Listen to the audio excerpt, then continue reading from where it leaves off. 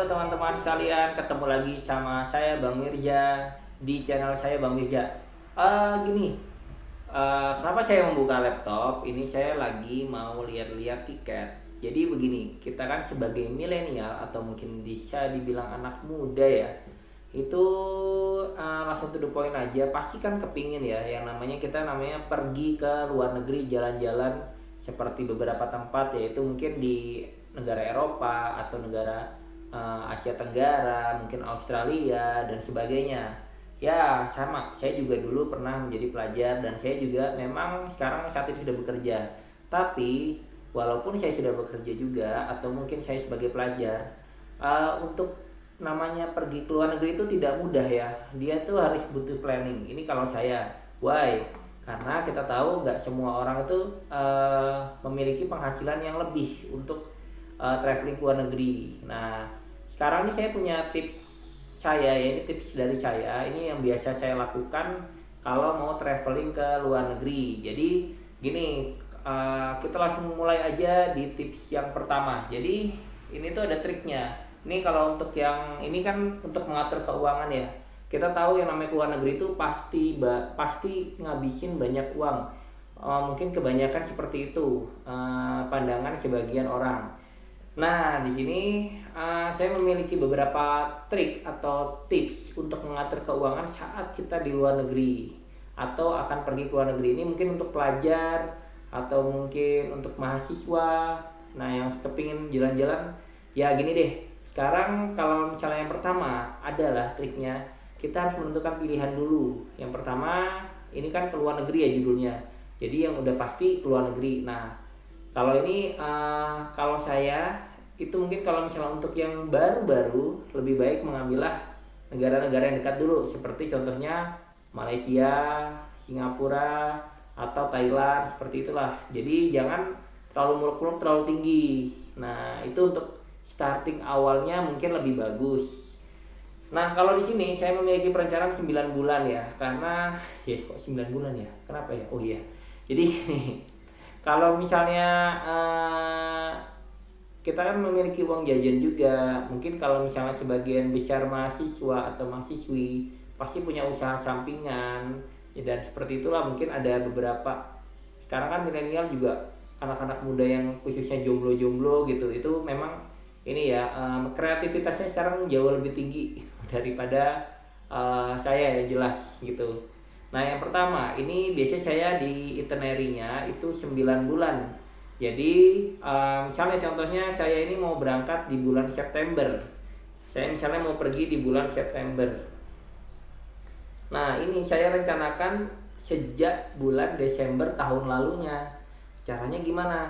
Pas di bulan pertama, yaitu di bulan pertama itu saya harus pastikan saat Desember itu saya udah memiliki paspor. Paspor itu sebenarnya nggak terlalu mahal kalau hitungan saya ya. Itu harganya sekitar 350.000 kalau nggak salah. Itu untuk mengurus paspor hingga tuntas kita nerima paspor itu. Nah, setelah itu di bulan pertama kalau saya biasanya langsung saya beli tiket. Kenapa? Setelah saya beli paspor, itu kan kita udah punya ID dari paspor tersebut kan. Nah, lalu kita belikanlah tiket. Kenapa harus beli tiket 9 bulan di bulan September? Gitu, karena memang gini, kalau kita nggak beli, kita nggak akan berangkat. Intinya kalau uang itu udah keluar untuk membeli tiket, mau nggak mau kita pasti akan memaksakan kita harus berangkat. Seperti itu. Itu kalau prinsip saya. Lalu kenapa saya memilih bulan September? Mungkin ada beberapa bulan lain ya, karena itu nggak peak season ya. Jadi pertama kali memang harus nyari tiket, tapi biasanya saya nyari tiket promo. Ada beberapa tiket promo di beberapa marketplace tiket seperti itu, atau mungkin ada teman, atau mungkin langsung dari website maskapainya, seperti itu. Jadi kalau nggak peak season tuh enaknya ada plusnya itu kalau tidak peak season atau yang tidak crowded itu di jalanan saat kalian misalnya jalannya contohnya ke Malaysia atau Singapura seperti itu nggak banyak ngantri, jadi nggak rame lah intinya di jalanan. Itu adalah keuntungan pertamanya. Nah, selain tiketnya murah, yang kedua biasanya hotel-hotel itu tidak banyak yang penuh. Nah, kalau misalnya di tempat yang istilahnya ini ya waktu yang istilahnya saat liburan sekolah, betul-betul liburan, udah pasti hotel-hotel yang kita incar itu biasanya sudah full booking seperti itu deh. Nah, ini untuk mengantisipasinya seperti itu. Nah, tadi di bulan pertama ya, itu saya pasti membuat paspor dan cari tiketnya seperti itu. Dan saya usahakan saya udah dapat di peak season. Nah, penentuannya adalah di bulan kedua. Di bulan kedua ini, saya harus cari yang namanya penginapan atau hostel. Jadi, kita udah harus tahu tuh itinerary-nya. Jadi, misalnya kita mau touring, contohnya Malaysia, Singapura. Nah, berarti berapa hari di Malaysia, berapa hari di Singapura. Seperti itu. Jadi udah pesan hotel dengan budgetnya biasanya kalau saya ini memang tipis-tipis. Memang ada beberapa hotel yang memang bagus ya. Tapi kalau saya biasanya nyari yang budgetnya sekitar 300 sampai 400 ribu, bahkan 600 ribu tuh kadang saya juga ngambil.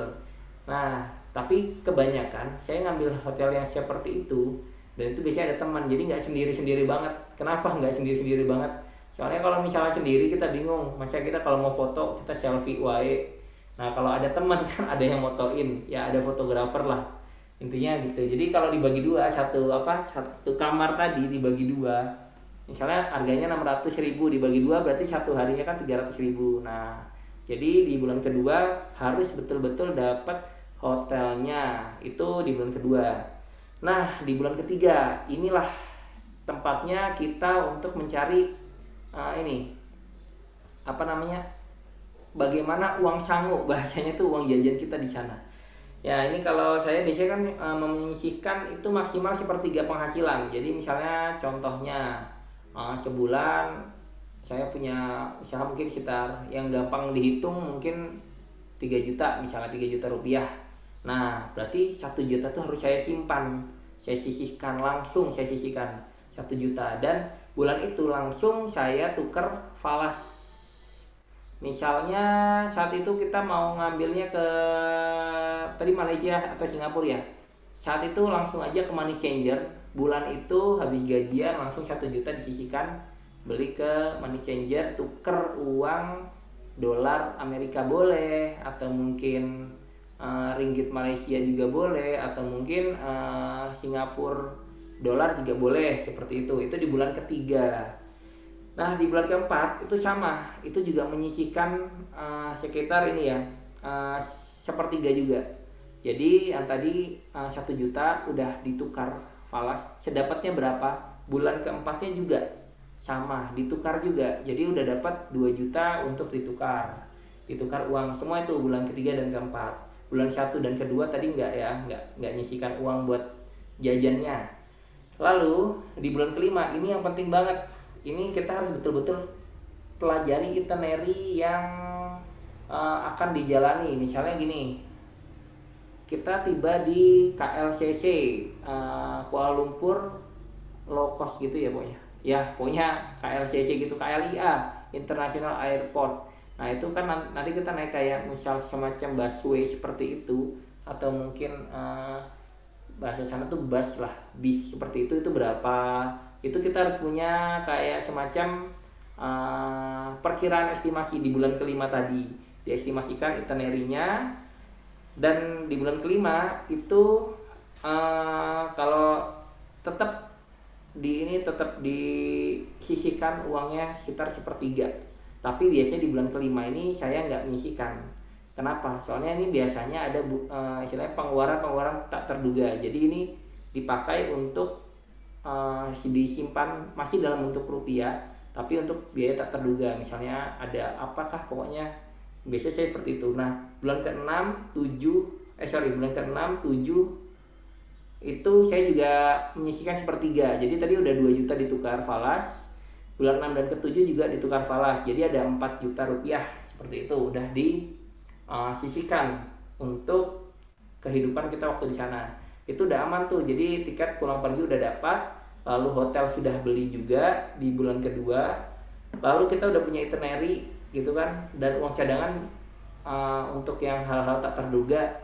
Ini biasanya yang di bulan kelima ini, misalnya kayak saya dari Bogor, saya harus ke Jakarta naik taksi, seperti itulah untuk pulang pergi lah. Intinya masih bentuk mata uang rupiah kita.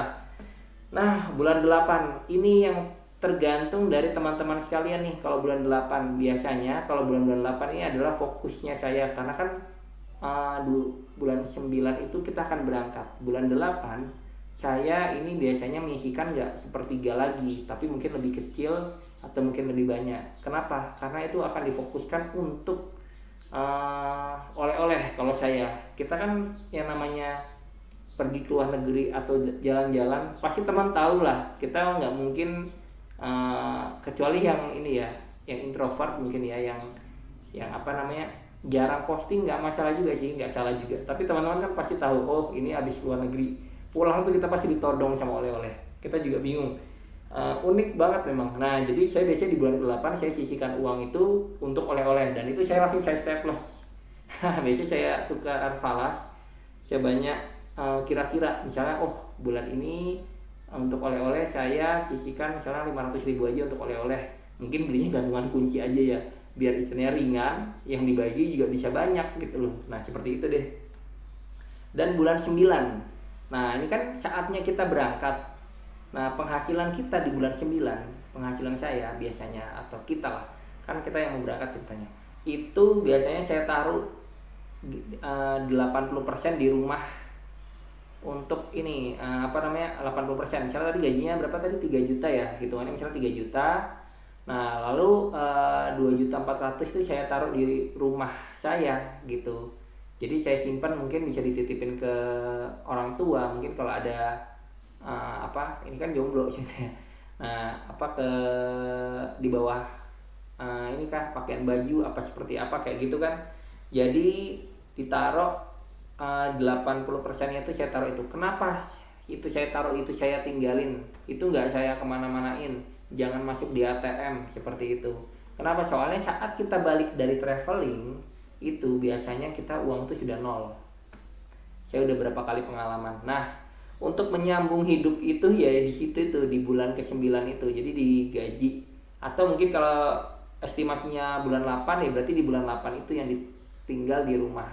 Seperti itu. Jadi kita jalan ke sana, kita hanya bawa 4 juta rupiah itu untuk keliling-keliling, sama konsumsi makan atau mungkin ada di sana lah untuk traveling. Mungkin kalau seminggu ya pokoknya disisihkan seperti itu. Nah, itu mungkin tips sederhana dari saya. Jadi 9 bulan itu biasanya saya kalau mengambil liburan ya seperti itu caranya.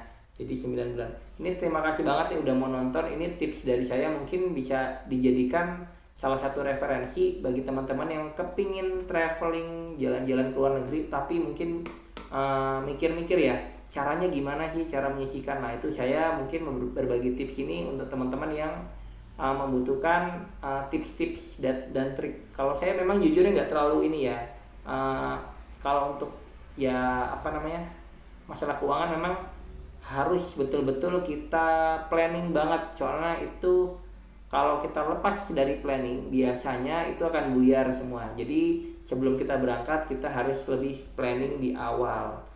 Nah, kayaknya kayak gitu aja deh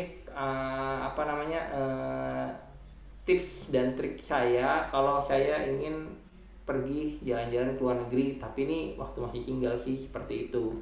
Nah, semoga ini bisa menjadi salah satu referensi buat teman-teman yang kepingin ke luar negeri tapi mungkin dananya juga terbatas. Nah, kita juga bisa kok untuk jalan-jalan seperti itu, untuk kali-kali untuk referensi. Kayaknya jangan gitu aja. Terima kasih banget udah mau nonton. Jangan lupa subscribe, like, and comment di channel saya Bang Mirja. Saksikan video-video saya selanjutnya.